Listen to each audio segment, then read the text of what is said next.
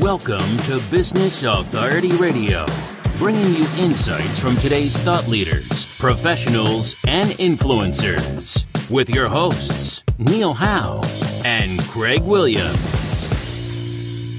Welcome to another edition of Business Authority Radio. My name is Craig Williams, and I have the honor and pleasure to introduce Lee Hicks, husband, father, best-selling author, and successful entrepreneur. He's the founder and CEO of H2Strategies Consulting Group. Lee, tell me a little bit about how you got to where you are.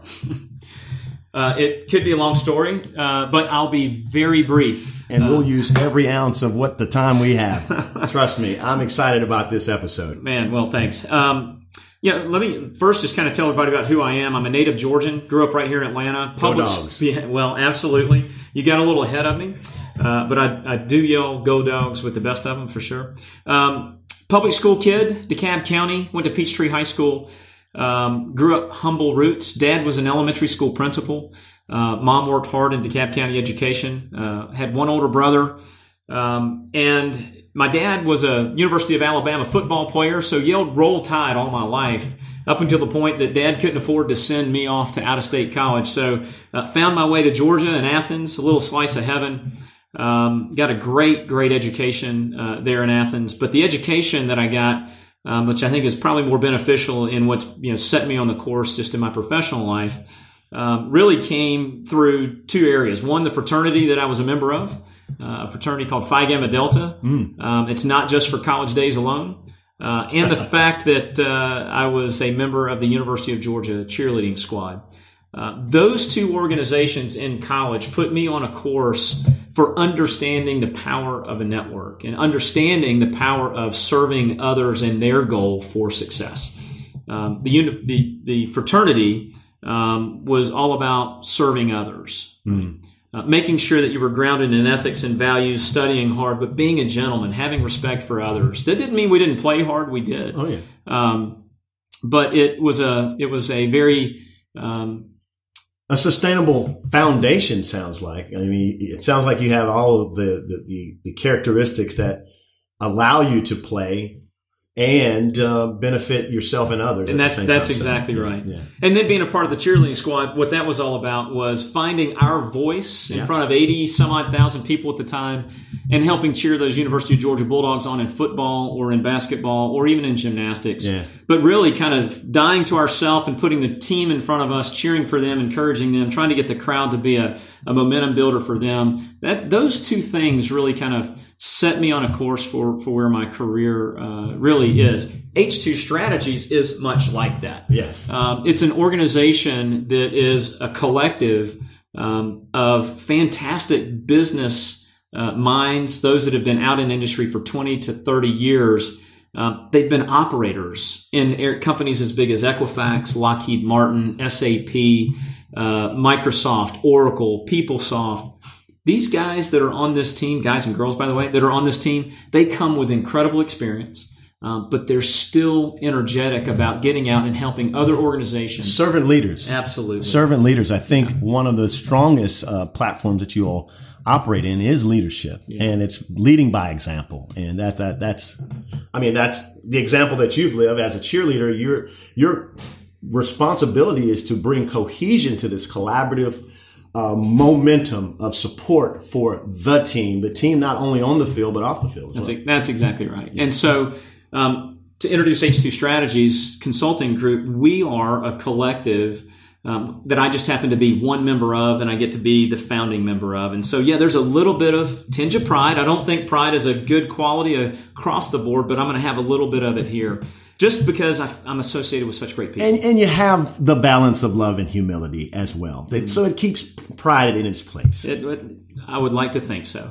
But just being a part of a collective where, we've got, folks that we've got 7 practices. The first one is all around strategy. We ourselves, and then how we help our clients, is you have to have the right strategic vision first and foremost. Yeah. Without the right strategic vision, you don't know where you're going. And guided intention. Exactly. Yeah. Now, once you've got the right strategy, right, then you need to have the right leaders. You need to have the right mindset the right goals, the right values of that leadership team. And this is where we bring a leadership practice that helps develop the individual thinking, one-on-one leadership, but then all the way down to small groups and big organizations, cultural leadership. Our leadership practice is probably one of our biggest practices, and that builds based on the strategy. Coming out of leadership, we have our third practice, which is our talent practice. Wow. Those leaders have got to be able to attract, retain, promote, develop, ensure that the strategies can be executed by the right kinds of folks. And that's where this adaptive talent practice group comes in and helps other organizations in the area of talent management, human capital management, so that they can attract, retain, develop, and promote and sustain that team. Coming out of talent, you've got to be able to operate. And so we've got an adaptive operations and risk management practice.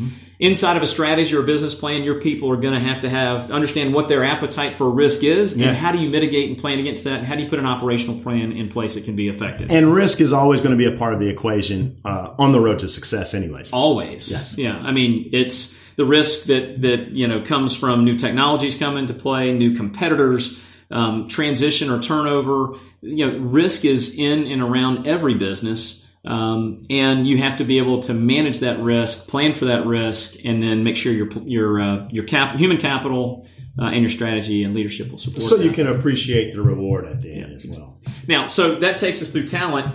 Coming out of that, listen, whatever you're doing in marketplace, product, services, you got to market it. And you have to market it based on the 22nd century. Well, hold on a second. 22nd century. Yeah. We're nowhere near there. Yeah, but we're in the 21st century. But here's the thing. That, the way that technology is powering buyers today, whether they're consumers or business buyers, they're able to get ahead of sellers by using technology to their benefit. And we've got to be thinking future practices, not current best practices. That's a good point, because our appetites always go before us. And so, and we're driven by that. Mind if I steal that a little bit? Please. Absolutely. Yeah. And that's the case. And so, our marketing practice is really geared towards being on the bleeding edge a bit of really trying to predict and actually even to some degree create what are those marketing best practices that are ahead of the buyers who use technology so well in their buying journey. And so those marketing practices have got to be very specific, very account-based, very industry-connected, very call point deliberate.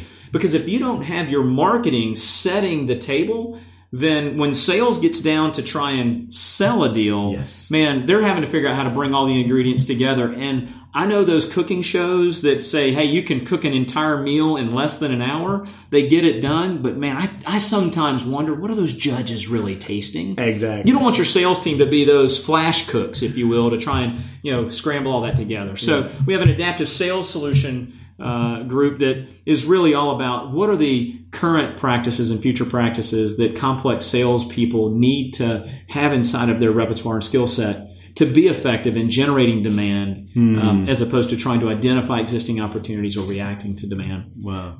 Through all of that, the way that your strategy is executed through marketing and sales and operations and leadership, you're going to run into the need for media. You have to promote yourself and promote yourself well. And oh, by the way, you're probably going to have some stumbles and falls.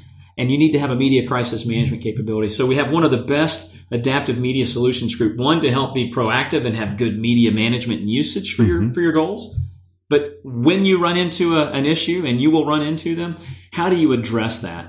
Our adaptive media solutions group has a media crisis management play that really can arrest challenges and at least land on your feet to live to run another day. So that's H2Strategies. Yeah. So that's who we are. It seems like you're, from what I hear, you're going to be growing even more outside of that, whether it's in the authority side. And there's authority in each one of those components that I've seen in my research of your company.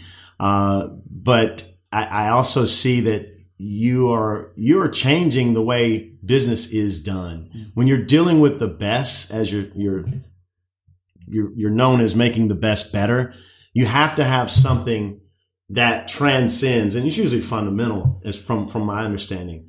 Tell me about, you're also a public speaker, and there's a component of who you are that plays in that space too. Tell me a little bit about that, if you don't mind. I am, and that voice has developed really over 30 years being out in the industry. And I'll tell you, that voice started finding itself when you had to be on the microphone in front of 80,000 plus fans, in Sanford Stadium in Athens, Georgia. Yeah. There is a great thought leader that is no longer with us, but who has really helped shape me in my voice or my authority, and it's Stephen Covey. His 7 Habits of Highly Effective People have been something that has been a foundation for me. And if you haven't read that book, I'm telling you, it is time tested. Get back to it. It's a timeless piece of work. It absolutely. And I'm going to put it out here, right? Because if there's a model, right, and for all the listeners out there, if there's a model out there that's documented, scientifically documented, what are the consistent habits of the most effective people and organizations in the world? Wouldn't you want to intentionally execute to those? I mean, how many people woke up this morning? And you got that guys out there in the audience. How many of you woke up this morning and said to yourself, you know what? I want to be a little worse today than I was yesterday. Can anybody? No one's going to raise their hand on that, right? Happen. No. Yeah. Human nature. We all want to be a little better tomorrow than we are today. Well, Covey's 7 Habits of Highly Effective People, it codifies what those habits are that make us more effective. The most effective people in organizations, first and foremost, is to be proactive, right? They are the first to catch the wind. They're out there executing. You have to be proactive. You got to lean in and go make it happen. After you're proactive, right, you have to begin with the end in mind. In other words, you have to have a plan, documented, written down. Where am I going? What are my goals? What am I setting out to accomplish? And oh, by the way, the next habit is I have to know how to put first things first. What priorities do I put in place that are going to help me achieve that end game, right? Yeah. By the way, pause right there. If all we did today in business and in sales, by the way, if we were more proactive than our competition, if we had an end in mind which was focused towards our customer and we knew how to prioritize and put things in order, put first things first, just do those 3 things, man, I got to tell you. World of difference. World of difference. Now there's 4 more habits though, right? And the 4th habit is the most effective people think win-win. And the first win that they think about is the win of the other party, not themselves. That's servant mindset. That is. Yeah, servant leadership mindset. And this is the thing about H2Strategies. We are so what we call others focused. Our win is only when our customers win. And because we help them win, we help make them better than they were when we engaged with them, our win becomes an exponent, right? It's at a factor. But it's because we sincerely and authentically care about the win of our customer. Think win-win. Now, once you've thought win-win, the next habit is you have to seek first to understand, then be understood. Man, in life, we're so ready to go on Facebook and put our A-side successes out there, right? Look how great I am. Look at these accomplishments. I'm so proud of this and my kids and my job and my promotion.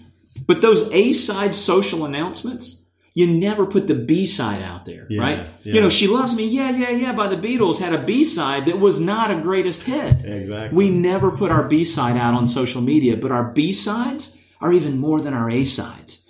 So if we're out there promoting ourselves too much, we become very selfish, self-centered, egotistical, arrogant. How does that feel in partnership, in business, in sales? It's a bit alienating, right? Most definitely. I see the pillars that you all operate in is listen, assess, counsel, deliver. Then you get into the advocating, but you start with listening.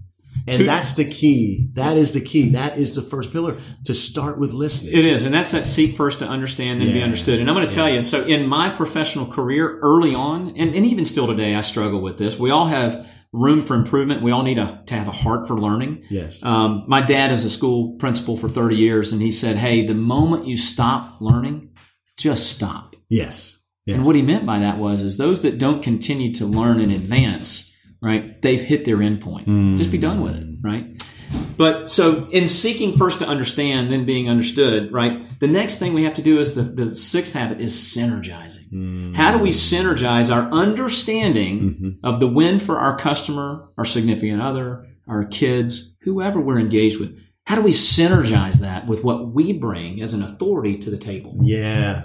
And if you don't bring real authority, then you're not going to be in sync. Synergy won't be there. Yeah. Don't try to be an authority in something that you're not. Yeah. But can you become an authority? The answer is absolutely. because the internet provides access to information which you can turn to knowledge and turn that into actionable pieces. Now, the final piece is 7 habits of highly effective people. The most effective people always go back out and sharpen the saw. And that means we got to make ourselves better every day, having that heart for learning. So I feel sharper right now. Well, hey, man, thanks for letting me kind of go down that path, because I feel sharper right now. And Covey has affected not just me, but he actually continues to work through not just his organization, but our organization. Yes. Because we feed this into our customers.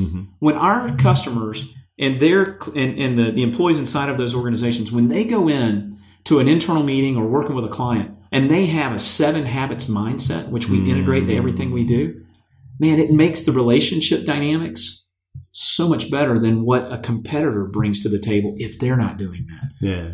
So yeah, it's a big differentiator for us, and really incorporating what Covey has brought to the table, for me, and we incorporate that in our offerings. In your assessment of individuals, corporations, organizations, what have you found to be the most effective to build on when it comes to assessments?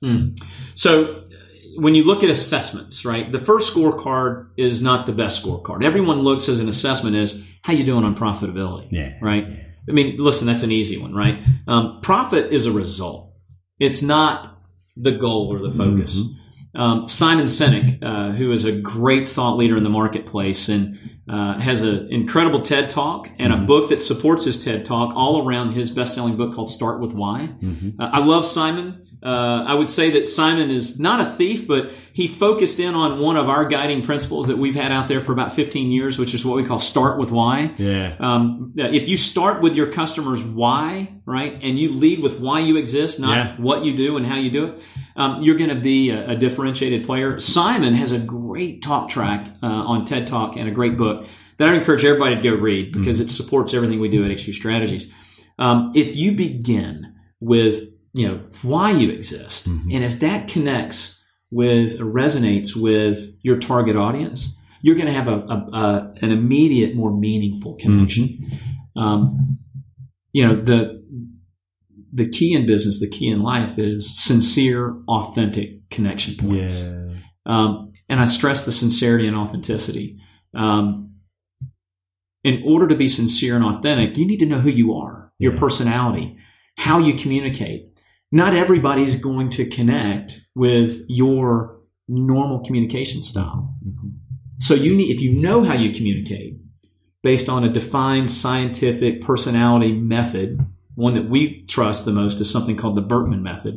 It's a competitor to Myers-Briggs and DISC and Wonderlic and Strength Finders and Use Science, and name them all. We're complex individuals. We could probably use a little taste of all of them anyways. But to understand who you are, we integrate the Bertman Method into our relationships with all of our clients. We run Bertmans on everybody that we work with. And we all have our own Bertmans inside of our organization. And inside of that, it helps us, one, know who we are, know what our interests are, know what our usual behavior is, and know what our stress behaviors are. And because we know what inspires or motivates those, we can adapt our communication style, how we are behaving, to the buyer side or to the other party we're communicating with. It doesn't mean change. It means adapt. And when we adapt how we communicate to be more better connected and more received by the other party we're working with, that creates this synergy, this kind of hand-in-glove relationship.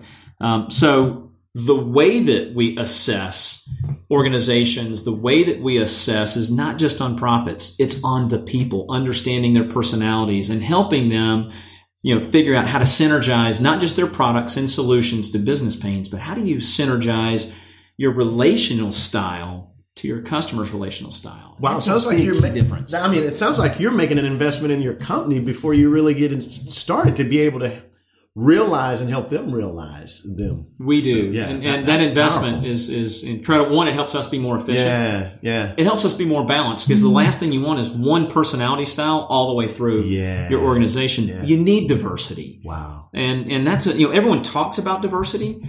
Diversity is not just across faiths and religions and ethnicities. Diversity is around personality styles. Are you a doer? Are you a thinker? Are you a creative, innovative imaginer? Are you an analyzer? Yeah. You need a balance and diversity across those. Now, you may be, right, someone from another country that is, an analyzer, right? Yeah. Or somebody from another ethnicity that's a doer.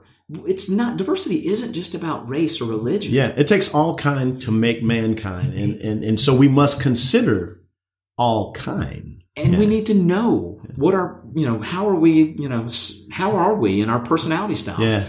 That gives us balance. That gives us the opportunity for harmony and synergy. That's what allows for us to really get deep with all of our clients, not just sales, right? Yeah. But leadership, right? Technology, marketing, media, operations, risk management, finance.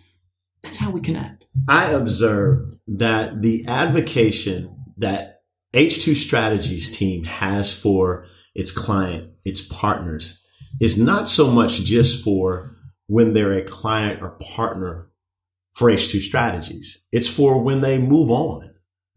And it's a model of sustainability. Usually we want to captivate. We want to, help and hold as opposed to, help and release in a sense. Yeah. So I had breakfast this morning with one of my mentors. And for those of you out there in the listening audience, if you Google a guy named Jim Balcom, and that's Balkcom, you're going to find one of the best business minds, but best men in the whole world. Jim's been a mentor of mine for many, many years now. This morning, he hurt my feelings a little bit over breakfast because he said, Lee, the best consultant that I know in the world is, and the name he put out there wasn't mine. There's your dose of humility for the day. Just a little bit. Yeah. But the reason I bring that breakfast up and the fact of bringing up another consultant is that what he went on to say was this particular person has expressed over 30 years of relationship with Jim the best flexibility in his relational connection style that was then backed by his authority. And so, in order to be a good partner, to those that are out there, you have to serve them in the way that one is linked to their business need or personal need, but is done in a interpersonal way that their personality can grab a hold of. Wow. And that requires the deliverer to adapt their delivery. And so... Wow, repeat that, please. The deliverer, right, has to adapt their message in delivery. Wow. And that's the big deal.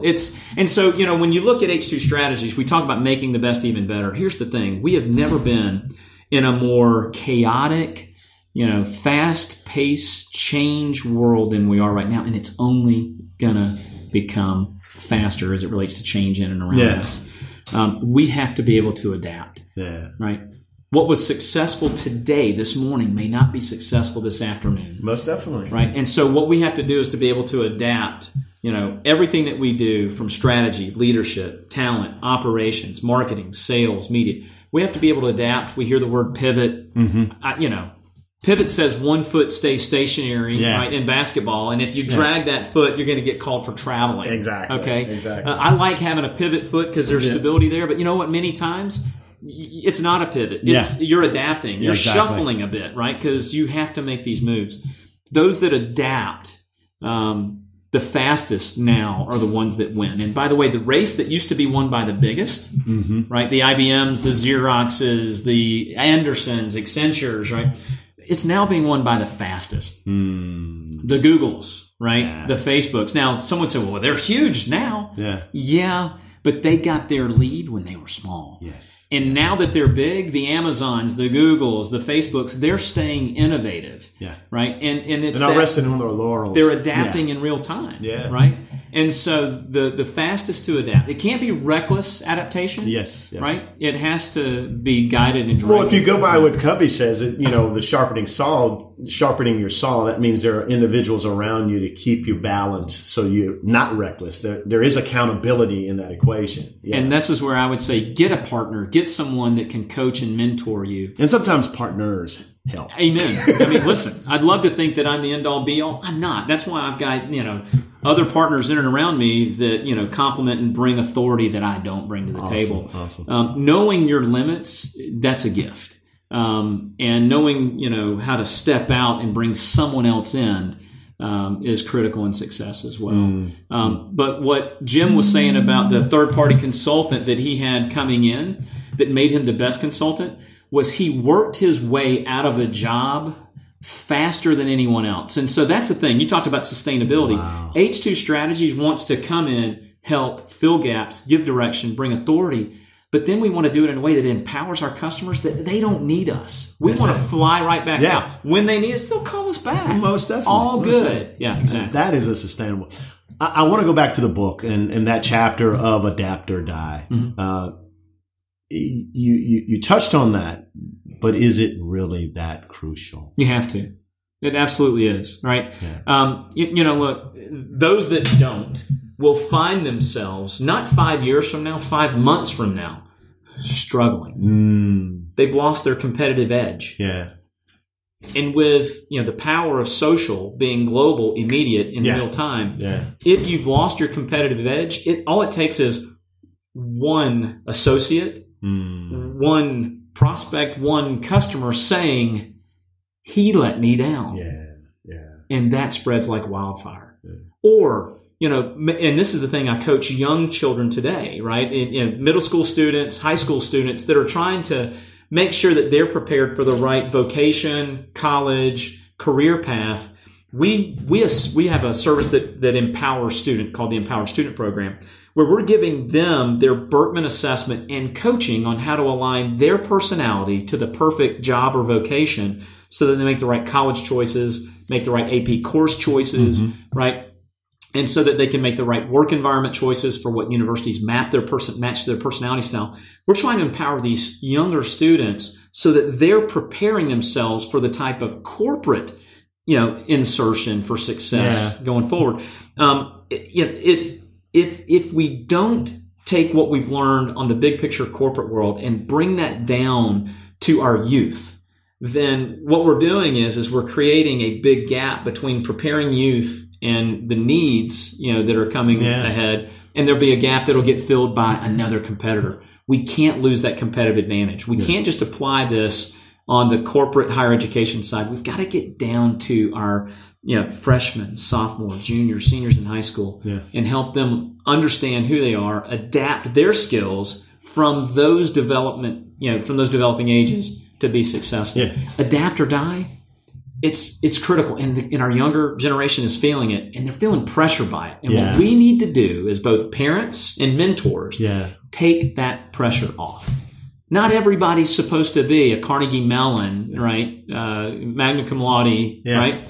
The world needs all types of skill sets, whether it's a research analyst or whether it's a mechanic electrician, right? An agricultural specialist.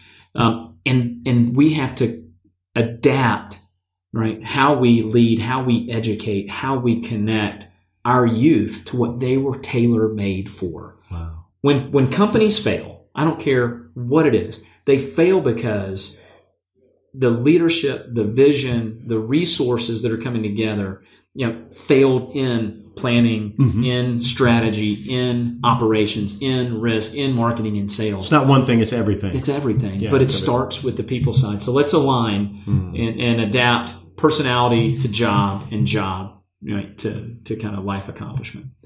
So, in finding your voice, it seems like you're able to find the voice of the corporations, the individual executives that you coach, to help them find their voice as well. And now students, the voice is very important because the voice speaks to our identity, which we understand as brand this day and age. And if we don't find our voice and speak that voice, someone else will speak it for us.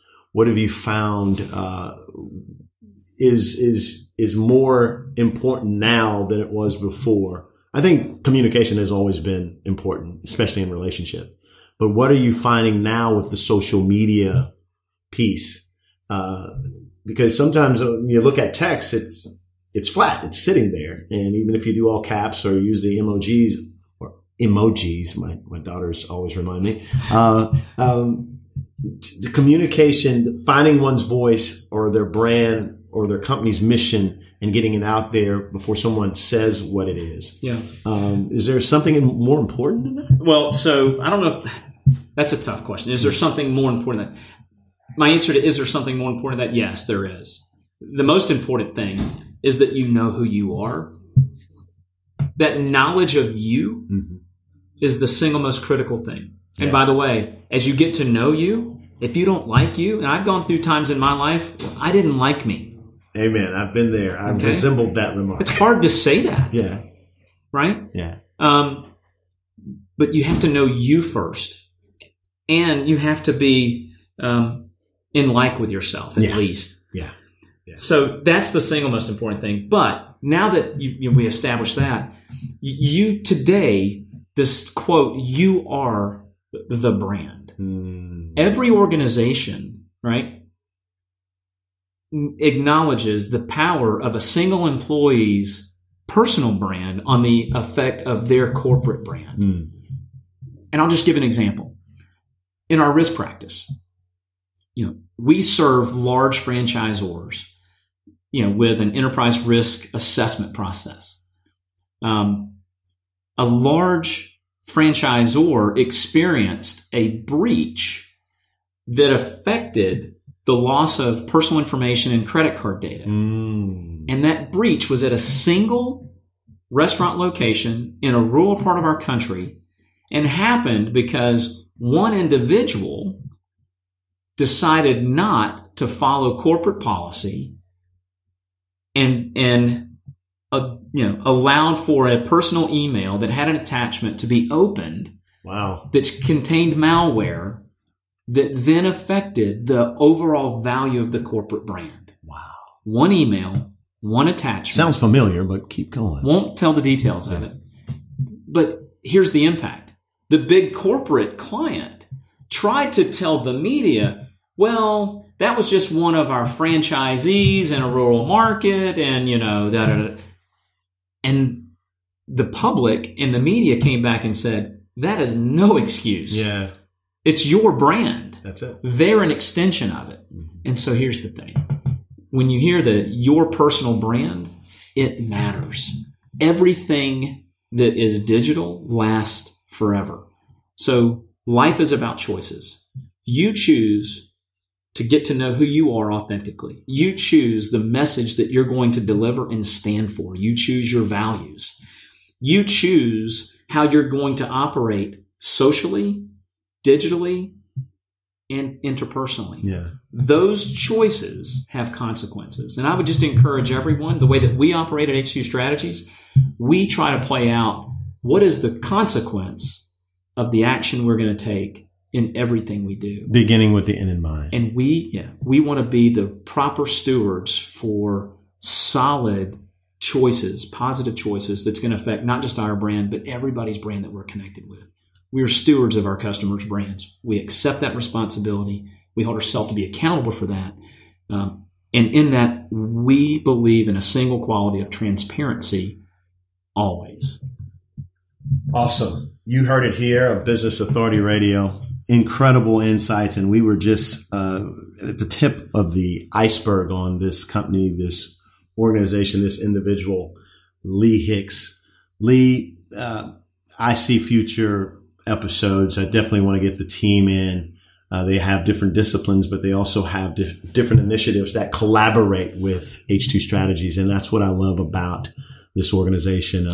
When you have them in, you're going to see that I am the small drop in the big bucket. So I'm excited about you bringing them in because this is this is really about our customer success that is powered through a collective of H2 strategies. Awesome. So how does the audience get in touch with you on any of the platforms? You're attached to quite a bit. You're very significant in each part of those components of so the first place is for our consulting group is to go to H2SCG.com, H2StrategiesConsultingGroup.com.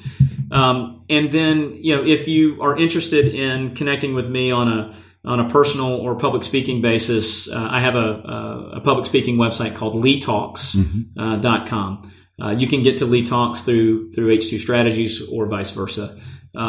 If there's anything that we can do to bring insights, accelerate your success, we'd be honored to come alongside, do some assessment, figure out if we can, and if we can, boy, it'd be an honor to be a part of your success for sure. Awesome. Any telephone numbers? All of this will be on the show notes, but emails or any? Yeah, so if you want to reach us by phone and have that conversation, it's 844-427-8728.